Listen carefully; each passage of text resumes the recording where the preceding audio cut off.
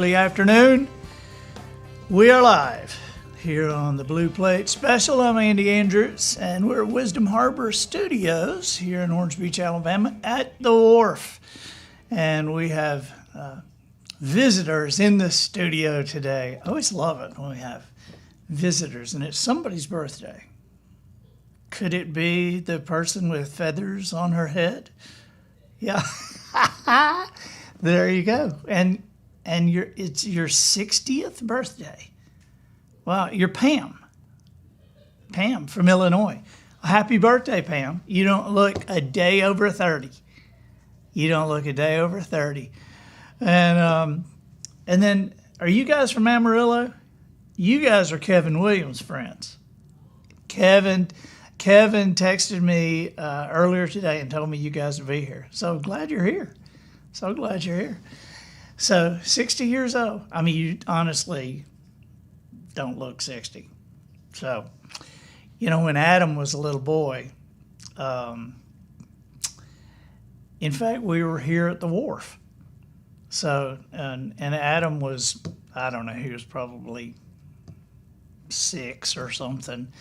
And we were walking along right under there and ran into some ladies like you guys, and it was, somebody's birthday party, and so they saw me and they said hey to me, and they said it's her birthday, and Adam's right there with me, and Adam says, and I would guess that you are, and I was going, oh, he said, I would guess that you are 32 years old, and she was about 60, and she goes, oh, that is so sweet. And I was like, whew, and then he didn't know to quit when he was ahead, and before I could stop him, he goes, and I think you weigh 215 pounds.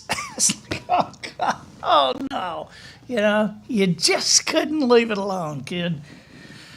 And there goes your job at the fair, guessing weight and age. But if you're new to us, we're glad to have you here. And if you're on Facebook, please click that notification button and turn on the notifications on your phone so that when we are live anytime here at Wisdom Harbor Studio, you will be notified. And also save, not save, you can save it if you want to, but share what we're doing, if you would. If you would just share to the your Facebook page. It's down there on the right, and it's like an option. Then to my page, yes, to your page. So if you could share, that would be great. And hi to the Twitter people, the Instagram people, and to the YouTube people. And if you're on YouTube, click that subscribe button. That would help us a lot. And Lelkindiri, how do you say your name? Lelkindi. All righty then. Let's cackle. That's what she says. Joy Gregory, good morning. We've got a great show. Okay, we're going to do some crazy history today. Some crazy history. And it's going to be a good show. It's not going to be as good a show as we're doing Thursday, but I'll tell you about that in a minute. Deanna Kilpatrick, good afternoon. Yes, we are going to have fun today. Jan Ritter, hey, how are you? Corey Dugman, it's your birthday. Corey and Pam both having your birthday together? Well, Judith DeWitt getting hot in Spokane, Washington. Well, and there's Dave from Phoenix, which he probably is saying, yeah, hot in Spokane. Yeah, hot. I was at Phoenix one time, and Matt Jack, our newer member of the team, Matt Jack, is from Phoenix, where I was there one time. It was 116, which, and everybody going, wow, it's a dry heat. And I'm like, yeah, so is my oven. Teresa Roller, hey, from Mobile. Let's see. Who else? Jan Ransom Goodson, hello from Alabama. Hey, I want to tell you very quickly about Thursday's Blue Plate Special. Okay, I'm just going to tell you, it's going to be fun. I called a halt to a rumble that was about to happen last night in my kitchen. It was a peaceful Memorial Day up until my wife Polly and my oldest son Austin started in about story songs and which was the best and what were among the best. And then they were kind of talking about the best story songs, but then they got specific and it started getting out of hand. And I said, stop! You can come duke it out on the Blue Plate Special. So Thursday, Polly and Austin will be our guests, and we'll have in this corner Polly Andrews and in this corner Austin Andrews. So I saw Heather Olson pass by there. So Heather, and you finished Up From Slavery. Wow, that the book is incredible. You know, Booker T. Washington, a remarkable man, and I read that when Good Morning America named the 5 books you should read in your lifetime. And one of them was Traveler's Gift, and I had read the others. It was To Kill a Mockingbird, As a Man Thinketh. I can't remember the other one, but Up From Slavery was one, and that was one that I had not read. And so I thought, I need to read that. And I read it, and I was blown away. So I actually have a copy of that over there in one of the cabinets. Amy Reese Connolly, hello from Indiana. Okay, you guys are ready for some crazy history? Now, here's the thing. With what I do a lot. I read a ton, and I do a lot of research. And my research is like a rabbit hole research, you know, or pulling a string. You know, some thread will come out, and I'll pull on it and go down some rabbit hole, and then I'll find out some. And there will be a lot of odd things that I find and that I read that don't fit into any story. When I'm looking for a Joshua Chamberlain, or I'm looking for some cool story to use in something like The Traveler's Gift or an Eric Erickson like I used in Traveler's Summit, you know, I'll find stuff that really happened, but there's no context for it, or there's no real use for it other than to go, are you kidding me? And so I kind of file a lot of those away, and so I've been going through some of those files lately, and so here we go. We got a few of them for you today. I thought this was very interesting because cats have been around since pre-Egyptian times. You know, cats have been around. I mean, dogs were first domesticated, but cats were the first ones to be let inside the house. You know, and cats were the first to be allowed roam of the property because they would take care of rodents. And you know, when man started keeping grain, rodents became this huge problem, and so cats were, you know, the deal. I mean, cats were on ships. Cats, DeSoto carried cats to America with him, and so, but there was a time in the 13th century that Pope Gregory the Ninth basically declared war on cats of the world. I mean, you know, he's Pope, so this is the cats of the world, and he insisted that black cats in particular, but cats in general, were associated with devil worship, which led them to be literally they tried to exterminate them in Europe. I mean, they killed a bunch of cats.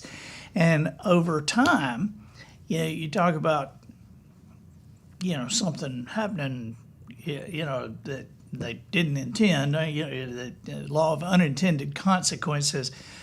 Over time, the scarcity of cats allowed the rat population to grow, which in turn helped to spread the bubonic plague a few decades later. I mean, it was just decades after the cat extermination that the bubonic plague happened. So, I guess the moral of that story is don't kill a cat, I guess. Okay, now I am a ketchup-sewer, just to let you know. I am a Heinz person. Heinz has real ketchup. Everything else is just a pretender to the throne. But in the 1830s, a physician that was named Dr. John Cook Bennett, he claimed that tomatoes had not long been thought to be poisonous, but he claimed that tomatoes could be used to treat diarrhea and indigestion. And his tomato ketchup recipe was concentrated into pill form and sold as a medicine. So how about that? I would like a order of catfish with hush puppies and French fried and a side of ketchup pills. Okay. Now, when I say the Avengers, you're thinking the movie guys, right? Okay, but there were Avengers before them. There was a group that called themselves the Avengers. This was a group of Jewish assassins who, after World War II ended, they hunted Nazi war criminals, and there were about 50 of them. And according to a declassified U.S. military report, about 50 of these Jewish men that called themselves the Avengers, at one point they worked together to go into a camp, a prisoner of war camp that Americans were holding Nazi SS guys. This was before the Nuremberg trials, after the war, but before Nuremberg. And 50 of these guys who were being held in this thing, or 50 of these guys got in, and they were able to get into the food and water. And they poisoned 2,283 of the Nazi SS who were in the camp. And that's just been declassified in the past few years. Okay, now go from poisoning Nazis to the Olympics. This was kind of weird to me when I read this. Hey, you guys, how are you doing? New people, more people in the studio. A tug of war was an Olympic sport. Did you know this? And it was between 1900 and 1920, and it was an Olympic sport at 5 different Summer Olympic Games. And the nation to win the most medals in this was Britain with 5 medals, and then the USA with 3. It's kind of an American sport. I kind of don't like that Britain beat us in tug of war, So, anyway, okay. In the Roman Empire, we talked about cats there earlier, but in the Roman Empire, the most popular pets were dogs, monkeys, and ferrets. And they used these ferrets instead of cats. The ancient Romans used ferrets to hunt mice and rats, and they used dogs as guards, and they used monkeys as entertainment. I mentioned this to Austin the other night, and I said, ferrets were a big pet in the Roman Empire, and Austin said, ferrets, the limousine of rats.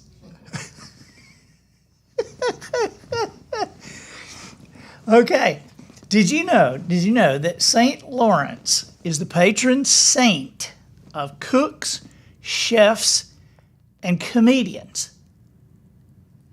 Now, would you happen to know why? Let me tell you how this happened. During the persecution of the Christians there in Rome, he was roasted on a grill by the prefect of Rome. And as he was being roasted, at one point, he cheerfully declared, "I'm well done on this side, turn me over." And so because of the way he died and his little bit of comedic repartee there at the end, St. Lawrence became the patron saint of cooks, chefs, and comedians. How about that? Okay, now here's more about the ancient Romans, but this goes in the category of more than you wanted to know. But I can't resist. And then I'm going to top it with the next one, because the next one's worse than this one. But the Romans often used, now this is kind of funny to me because of the word stale. All right, because that was in the, the Romans often used stale urine as mouthwash. Okay, now, I gotta say, I don't know why the fresh wouldn't be better, but but evidently, and this sounds pretty nasty. And the reason it sounds pretty nasty is because it is pretty nasty. But urine contains ammonia, which is actually evidently one of the best natural cleaning agents around. And they called it liquid gold. It became so in demand that the Romans who traded in it actually had to pay a tax to the Roman Empire. Okay, now as bad as that one is, this is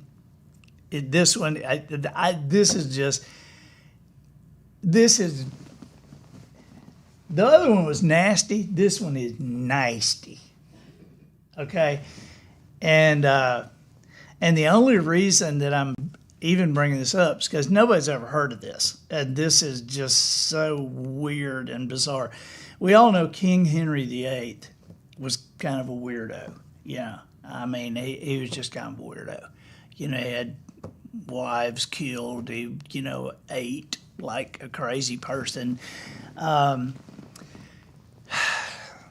Well, he also had special servants, and they were called grooms of stool. Okay, anybody know where this is going? The job of the grooms of stool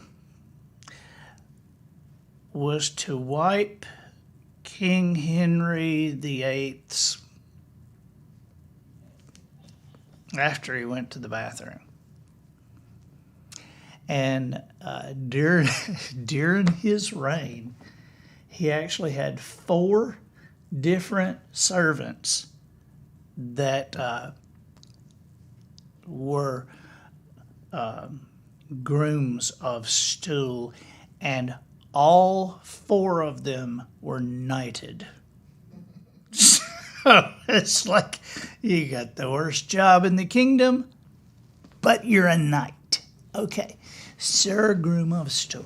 Now, this is something that I ran across that I thought I would love to put these people in a book some way, and I had never been able to figure out how to put them in a book. But this is just pretty odd and amazing to me. You hear about the tallest and the smallest and the biggest and the littlest, but then, and you even hear about the biggest teams and the biggest offensive line. Okay, you ever thought about the tallest married couple? Okay, well, I actually know who the tallest married couple are. The tallest married couple that were ever recorded were Canadian. And the woman was Anna Hanning Swan, and she was 7'11", and she married Martin Van Buren Bates, who was 7'9". And they married on June 17th, 1871, and actually had a baby. And when she gave birth, the baby weighed 23 pounds and his feet were 6 inches long. Okay, all right, let's see. We've had the mouthwash, we've had the grooming. Why not historical execution? This will be good. Now, you know how they can train an elephant to do anything in the circus, right? I mean, they train them. Stand up. What? Was somebody saying something to me? No. Oh, okay. No, I didn't know what it was. That they have. You can train an elephant to do anything. You can train them to come up like that. You can train them to go up, on their front feet and their nose. And in Asia, in Asia, you could be executed by elephant. They had trained executioner elephants, and these elephants were taught to slowly break bones or slowly crush skulls or to twist off people's limbs. And they were even taught to execute some people using large blades that were fitted to their tusks. So in some parts of Asia, this method of execution was still popular up until the late 19th century. So up until like around 1900. Anyway, okay. Something a little funnier here. Everybody's heard of the Boston Tea Party. But what about the Boston molasses disaster? You ever heard of that? This was actually on January 15th, 1919, a 90-foot wide cast iron tank filled to the brim with molasses exploded, and it spilled 2.5 million gallons of molasses into the streets of Boston. And this brown stuff ran through the streets just like a tsunami, like you saw the tsunami in Thailand.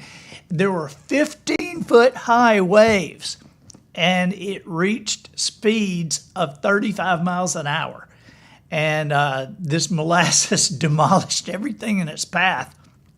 It busted up buildings, drowned horses, and it eventually killed 21 people and injured 150. The Great Molasses Disaster. Whew. Crazy history.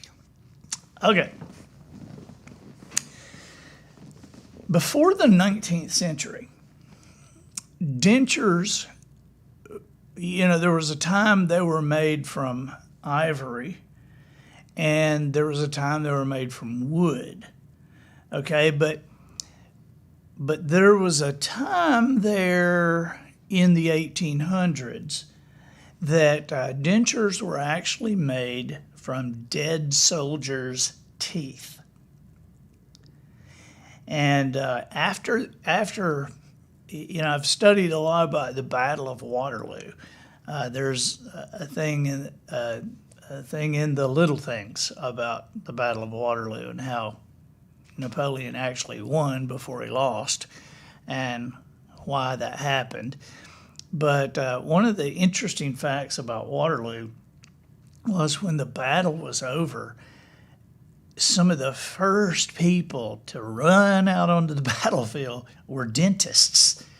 And they ran out on the battlefield to take teeth out of these thousands of dead soldiers, and then they took this to their dental practices and made them into dentures for rich people without teeth. So that is just so odd. Okay, well, here's the last one. Are you ready? Now this is a good one. This is just one of my favorites, and I have not been able to get. I really want an original of this book, and I haven't been able to find one yet. But it's a book, a novel that was written in 1898. And it's a fiction novel, and it was written by an author named Morgan Robertson. And so the story in this novel, 1898, Morgan Robertson, the story was about a ship that was built to be unsinkable. Now, unfortunately, in the story, as this unsinkable ship was crossing the North Atlantic, it hit an iceberg. And as it became obvious that this ship was going to sink, it also became apparent that the ship had a tragic shortage of lifeboats.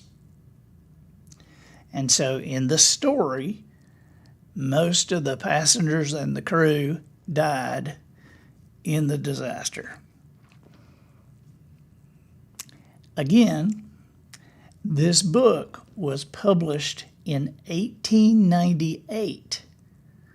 Okay, now the Titanic sunk in 1912, 14 years after this book was released. You want to know what the book's title was?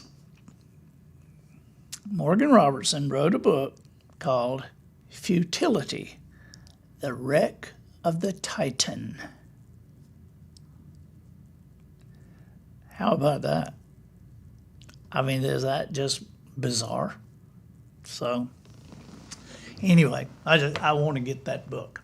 So, okay, well, you guys, hey, listen, now, remember, Thursday, we're going to have the Battle Royal.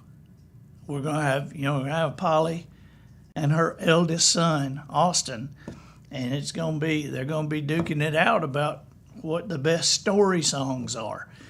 And, my family is really into music and songs. Austin and Adam and Polly they're probably more than me, okay?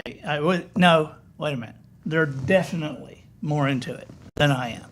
And they talk about it, and they listen to it, listen to this one, and listen to this line, and so story songs is the topic for Thursday, and there is a severe disagreement on which one the best is. That'll be Thursday. Polly and Austin will be my guests. So, Marcy Crosster Taylor, yeah, how about that book? Wow, premonition, yeah. Well, Tom Clancy wrote about a guy taking an airliner into the Capitol before 9/11 happened, and so that's why. I don't know if you know this, but some of the work that I've done with some of the intelligence community is kind of called Imagineering. They want you to imagine something crazy that could happen, and then they game it and try to what will happen, how we will deal with this, and all. So. Judas DeWitt, yep, the war zone for Thursday, and but I think that authors are particularly able to come up with things that just kind of I mean, and you know, here's an odd thing about why this happens like this is because fiction has to be more plausible than nonfiction. Have you ever thought about that? Fiction has to make more sense than nonfiction because, you know, nonfiction. I mean, nonfiction. You know, you write nonfiction, people go, well, yeah. I mean, well, he had a groom of stool. Like, you know, he had a. I mean, how crazy is that? But you know, okay, there's nonfiction. It really happened. But you know, if you're doing fiction, you can't write anything that people would go, well, that's stupid. That would never happen. I mean, it has to be plausible in fiction, but nonfiction, all bets are off. Just whatever you want to write, because if it happened, it happened. If it rained purple dogs, well, it did, okay? But fiction, it can't ever rain purple dogs because that would never happen. Stan Wiggins, always a pleasure to have you join us, buddy. We had a great Memorial Day, and it was a Memorial Day of remembering and several phone calls and a lot of prayers and thoughts out to you know, because you're just particularly aware on Memorial Day that you're, you know, just how privileged we are and how amazing it is that we're able to live like we live and to know that there are people